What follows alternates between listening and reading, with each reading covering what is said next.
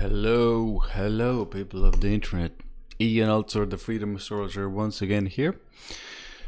And we're doing another one of those mini lessons, how to read a birth chart videos that I've been doing for quite a while already on this channel, I guess. But now we're really getting into the thick of it. We can definitely say that, and we're taking on the houses. And if you haven't seen any of the previous videos, please go on my channel, check mini lessons in astrology. They're there kind of combined in one playlist. Please check that out and start from the beginning. And these are meant for more beginner people who are really starting in astrology, let's put it that way. In some videos I maybe touch upon more advanced concepts, but I'm doing the kind of basic thing, and I'm giving you the most general information so that you can go and take a birth chart and go start reading it, and maybe for yourself, maybe for someone else close to you, but basically giving you everything that you need to start doing it. But the thing is, guys, we need to build foundations, and I'm constantly on this building foundations, and this is one of the reasons I started really from the most simple things, and now we're getting into more advanced things and more and more difficult topics. So you can see there's so many things in astrology to kind of put the pieces together, so many pieces to put together. But once you build the foundations, the easier it gets. No, that much for the introduction. So let's go into tonight's or today's lesson, and we're talking about, now we're going into the meaning of the houses. And last time we talked about the angular, succeeded, and cadent house qualities. Now we didn't talk about it in the previous video, but we can, and I do use it in my work. In my signs video, I talk about the elements of the signs. So this is also important to realize, each sign has their kind of home house. This is what you see here. This is the main, when the Aries is in the first house, kind of the main zodiac, or when everything is in order, let's put it that way. This means that the chart begins with Aries, and ends with the sign of Pisces. Now we talked about, all of the elemental nature of the sign. So this is also kind of applies to the houses, because each sign feels home in their own house. Aries feels at home in the first, Taurus in the second, Gemini in the third, Cancer in the fourth, Leo in the fifth, Virgo in the sixth, Libra in the seventh, Scorpio in the eighth, Sagittarius in the ninth, Capricorn in the 10th, Aquarius in the 11th, Pisces in the 12th. So these are, you can say that these are, the home houses of the sign, if you want. And remember, guys, each sign has an element. So this means also the houses can be divided into elements. First, Aries house, fire. Second, Taurus house, earth. Third, Gemini, air house. Fourth, Cancer, water house. So on and so forth. Again, fire, earth, air, water. Fire, earth, air, and water. That's it. So if it doesn't make sense, or you need to kind of review, just rewind back. Good if you understand it, and you can always come back and look at it again. But let's get now into really of what does the first house mean, and let's go to first, second, and third house this video. So the first house is, we can, if we want to debate, probably one of the most important houses, or even the most important house of them all. because this is you. This is the ascendant as well. So you're going to see both the first house and the ascendant. And the ascendant is actually the point of the most eastern horizon constellation during the moment you were born, wherever you are in the world. So let's go again. The most eastern, the sign that is on the eastern horizon during the moment you were born. This is the first house. This is the ascendant. And, depending on where you are and the tilt during the moment, this is where the ascendant degree comes as well. But we're going to talk about degrees in later videos. Let's not talk about degrees for now, because it's, when we take too much information, it's kind of hard to grasp it all. And then, some things that we need to learn right now might not go into our brains. But the first house, again, one of the most important, if not the most important house, because it does represent you, your body, your physical body, your life path, this is, I would say, 70% of what you are here to experience is the ascendant and the first house. This is your dharma, let's say, your as a part of your mission. We're going to talk about mission with other things later on in this mini-series as well. But really, really important house, again, associated with action, activity, movement, starting new things. You can see also the first impression we usually make for other people. This is, I would say, the ascendant and the first house is kind of like the almost what we want to present to the world, to the outer world, almost like the mask we put on. And when we go towards the seventh house, I'm going to explain that is, seventh house is more even our nature. But the first is, the path we're on, the mask we wear, the thing we put out to the world more. And it's not like you're not your ascendant or you truly are. It's just a mask. No, it's not that. But there is a certain sense of kind of what we want to display. In the first house is really that thing that we want to display. The seventh house is I would say it's more to do with our nature, like maybe our almost like hidden nature that we show only in more intimate relationships. That's the very action-oriented house. Obviously, remember, angular house. So this is where we start things. New beginnings start here. Mentioned the body, the head, also important with the first house.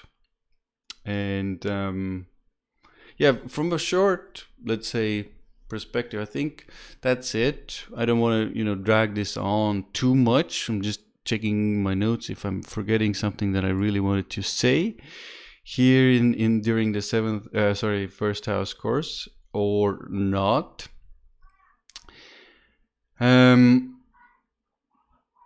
It is maybe one thing I want to add to this is remember I talked about the kind of like the mask, but because we're here to experience so much of that sign that's in the first house. So it is a lot of the things that we identify ourselves with. This is maybe one of the most important things as well with the first house. These are the things, whatever is in the first house, and later we'll bring in, influences and planets. Whatever is here, whatever sign is here in the first, this is how we identify ourselves with. Really crucial and really important to understand this, guys.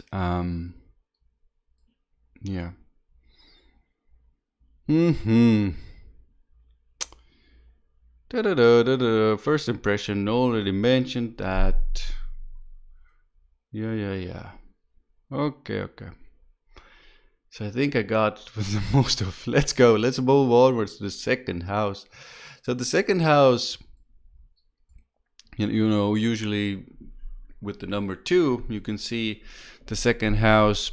Remember, this second house is succeedant house, so it's the energy kind of slows down in succeedant houses. Now, depending on, you know, the sign that's here, and don't worry if it maybe sound a little bit confusing.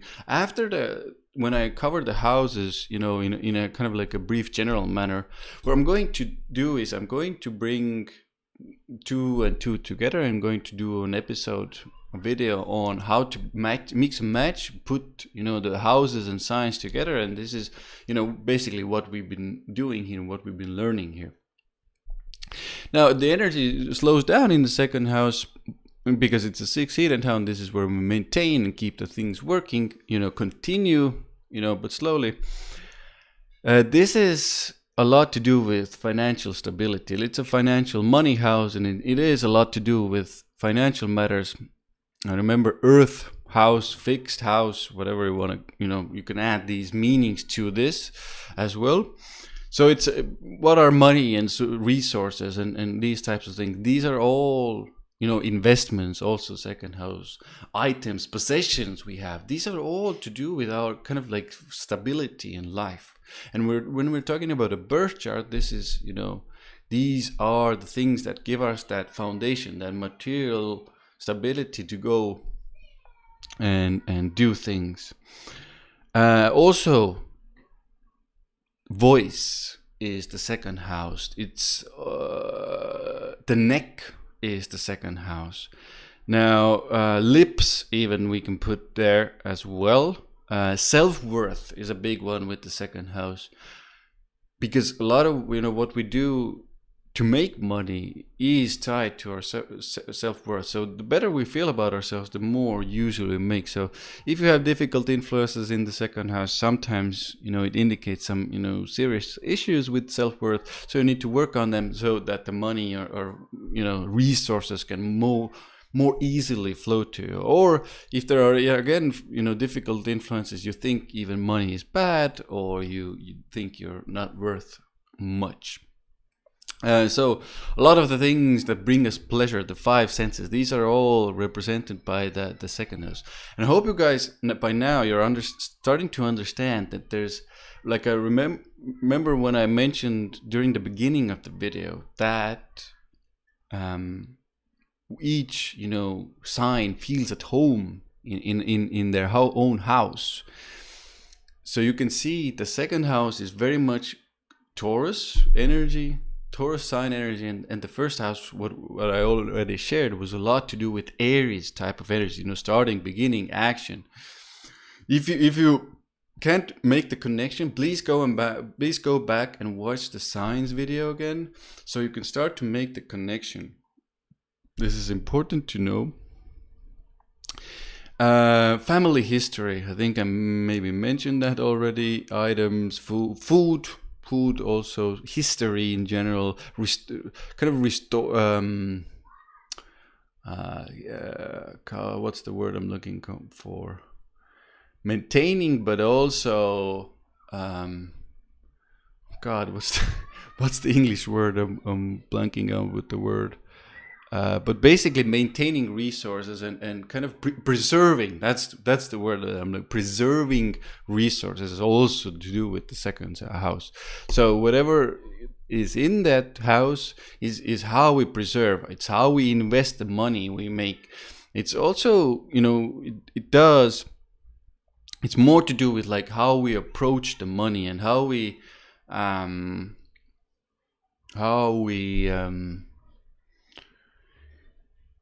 it is, in my mind, still a lot to do with how we decide to make it and how we make it.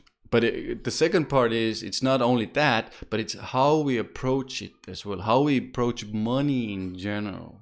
You know, these are, you know, how we make it and how we approach it, you know, how we spend it and do these things, and how we even save it and how we invest it, and what we buy with it are different things, and what we buy is also the second house as well. And it's almost like how we buy and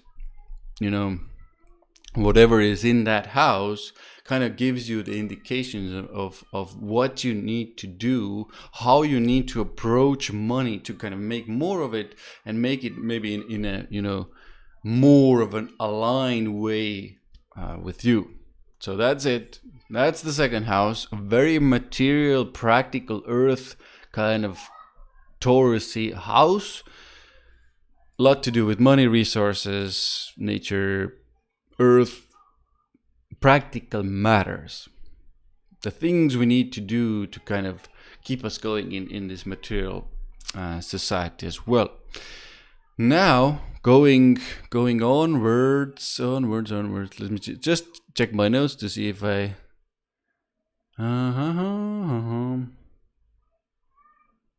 Yeah, maybe a lesser known fact is it's one of the things I have written down is how a person eats. But guys, that's maybe not the most important thing. If you want a cool party trick, maybe use that one as well. Now we're coming to an interesting house. We made it to the third house here, and when we are in this capitalistic kind of more modern left brain society, this is a very, very important house because it's a lot to do with administrative tasks. It's a lot to do with the left brain kind of skills, left brain teaching and left brain learning of the skills. It's how we even learn these skills. It's how we even learn. It's also a lot to do with communication, very much to do with all internet, social media, writing, speaking, every time of communication, TV, magazines, webinars, all of those areas are the third house. Also classmates, this kind of not, it's already, we can say that it's kind of middle school type thing, early school environment, I would say, is the third house as well. But because it is also rules the teams, every kind of like small group environments, we can say that a lot of that experience is still, even earlier school, kindergarten kind of environments, and even later kind of high school. But high school, is more the fifth house. But still, I've seen that even the third house gives, because it's, again, small groups of people. So this is what the third house is. So it doesn't always mean only, kind of middle school type area. Siblings, very important with the third house. Third house is siblings as well. Commerce, buying, selling things, kind of self-made wealth, business, very much a businessy house is the third house. It's also how we sell ourselves. This is an important one. How we kind of sell ourselves in the marketplace, important. What we think, this is a big one, especially with what's all that's going on. It's all, everything we think, and it's whenever there's a hard influence in that house, there is a tendency maybe to think more negatively, think more bad thoughts, maybe prone to depression. Some types of ideas in the mind that are going on that might be not serving you in the best way.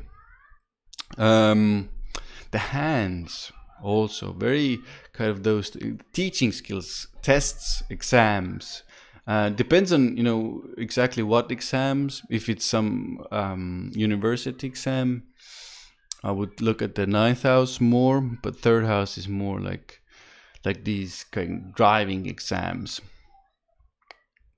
What did I think I mentioned relatives, neighbors, third house, very important. Maybe not very important, but still, because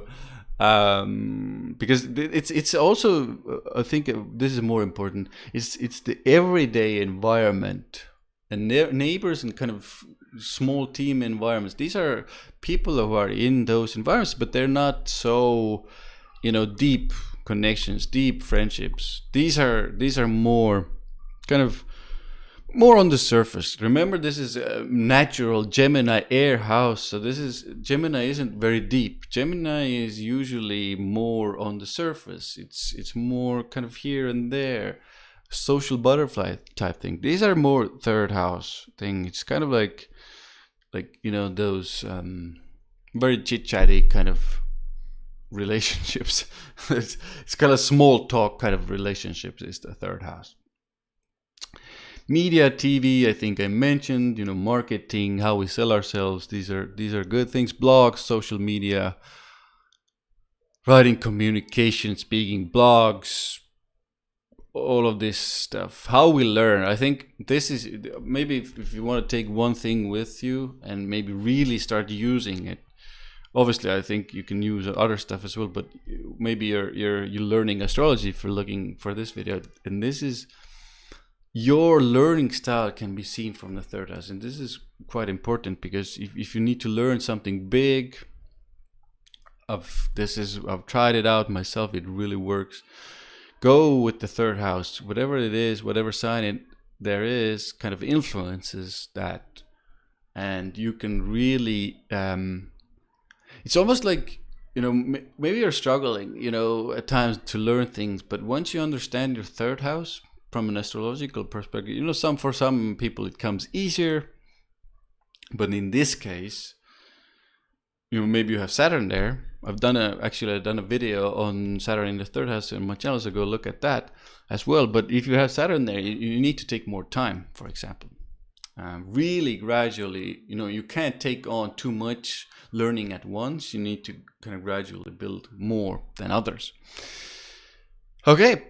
That's it, guys. We got through the first 3 houses and some extra stuff. We're going to continue 3 more videos on houses, and then the next one after those videos will be the combined. I'm going to bring you examples of houses combined with signs and how they can really manifest in a person's life. And it's quite important to understand this as well. Thank you very much, guys. Ian Altosaar, the Freedom Astrologer, stepping out for now. Thank you for watching, listening, and see you again soon in the next video.